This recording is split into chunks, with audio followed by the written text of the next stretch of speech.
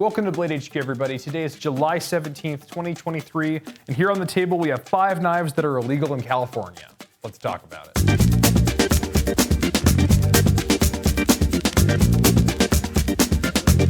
First knife on the table is legal in California, is the MKM Maximo. And this is the new version. We've seen the Maximo before. This is a Bob Terzuola design, and I don't think this was published anywhere, but I'm willing to bet they came out with this OD Green Titanium and M390 version this year, specifically because Bob Terzuola was inducted into the Knife Hall of Fame. And this is just such a good looking knife. I don't know how you managed to get this level of an OD Green anodized on titanium, but I'm really glad they do because I've been looking for something like this in my life.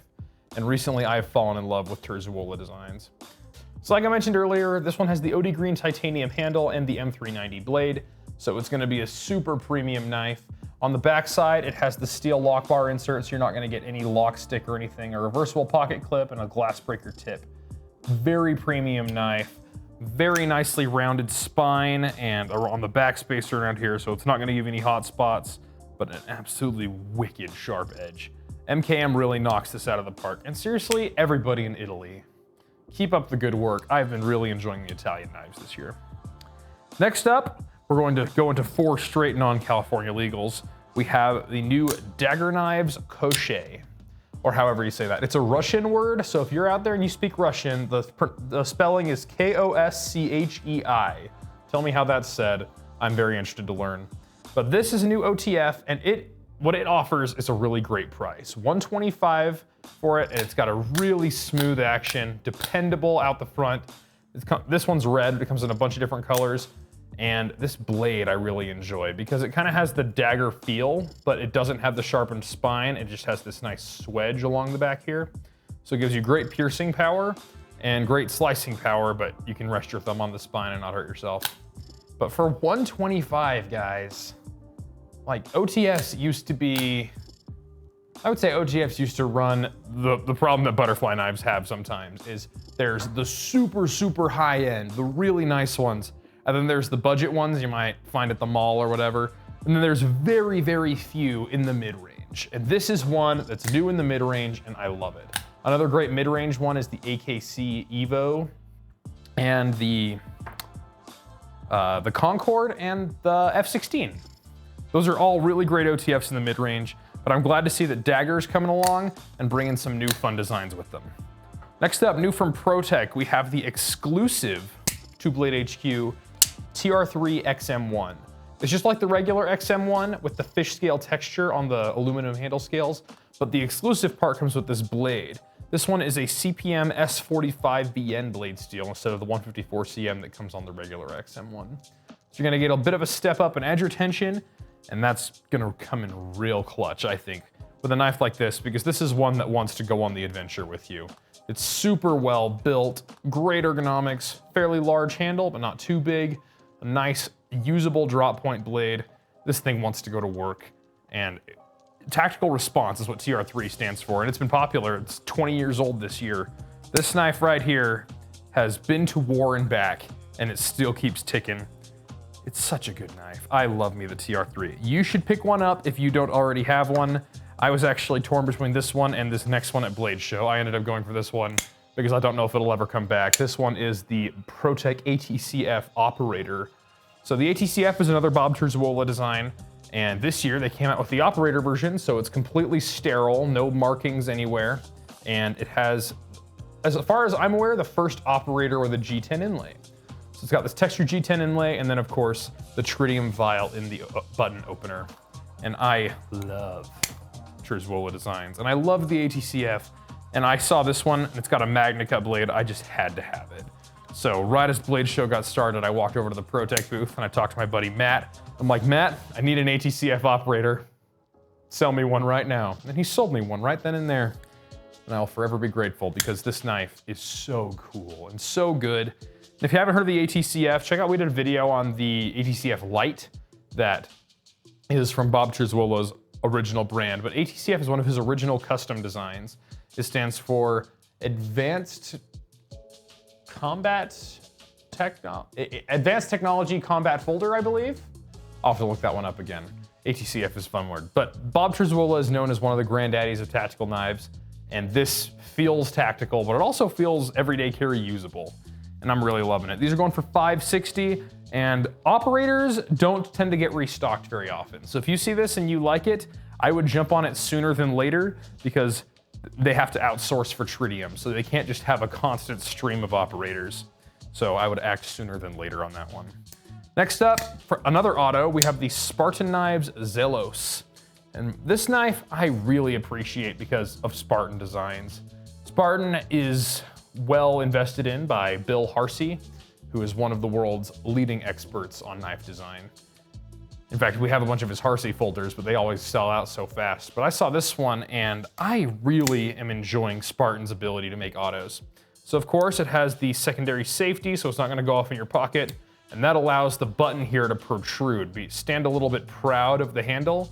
So once that thing's going, even with big puffy gloves on, you can get this thing to launch open nice and easy. This knife, I think, looks like it's going to be smaller than it is, but I think is a good thing. It fills the hand really nicely, but then it also has what I think feels rather compact in the hand. It is a fairly large knife, but it doesn't feel like it, if that makes any sense. You might have to just get it in your hand to figure that one out. But this one has the S95V and blade steel, made in the USA. It's a great tactical automatic knife. And then next up, from Spyderco, this one you can get in California. This one is the Paramilitary 2 with the teal handle and the S90V blade. These are a limited run. They're an exclusive to one of our distributors, but the teal handle, I almost call it a robin egg blue. I feel like it came out a few months too late. We had a beautiful spring here in Utah, and this would be the springtime knife to me. Just makes you smile, makes you think of a nice cool breeze on a nice green lawn. I love it. And also S90V. Can we talk about S90V for a minute? It is, I think it's one of the better balanced steels when it comes to folders, at least. In fact, I was following this guy on Instagram, PM2OG is his title. He was talking about how a MagnaCut is a great steel, but he would rather trade the edge retention that you get from MagnaCut for the edge retention you get out of S90V.